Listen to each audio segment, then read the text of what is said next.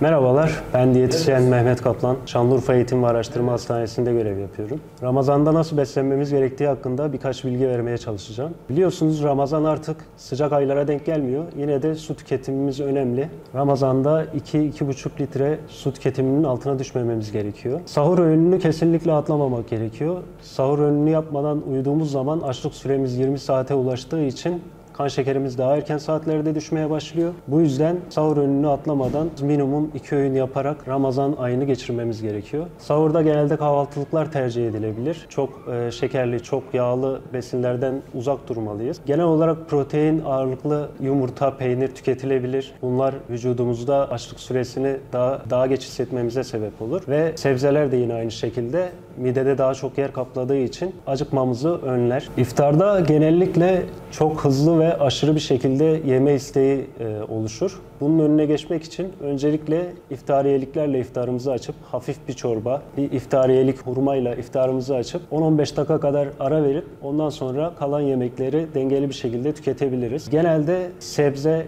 ve meyve grubu iftarda ve sahurda ihmal ettiğimiz gruplardır. Bunları tüketmeye özen göstermeliyiz. Çok yağlı, çok şekerli besinler yine iftarda da sakıncalı. Bunlardan uzak durulmak gerekiyor. Fiziksel aktivite yine çok önemli. Fiziksel aktivitemizi iftarla sahur arasında da gerçekleştirebiliriz. Saat 45 dakika kadar yürüyüş yapılabilir. Ya da sabah erken saatlerde yine metabolizmamız, kan şekerimiz henüz çok düşmemişken yine spor aktivitelerini yapabiliriz. Kilolu olan bireylerde genelde iftarda ve sahurda çok az besin tüketip bu şekilde kilo verileceğine inanma eğilimi vardır. Bu doğru olabilir. Hani kilo verilir ama genelde yağla beraber kas kütlesinden de kayıplarımız olur ve çok hızlı bir şekilde kilo kaybı olur. Bu da birçok hastalığa sebep olur. Bunun yerine biz iftarda da yine normal zamanda yapıldığı gibi bir beslenme uzmanına başvurulup o şekilde ayda en fazla 4-5 kilo verecek şekilde bir beslenme planı yapılmasını öneriyoruz.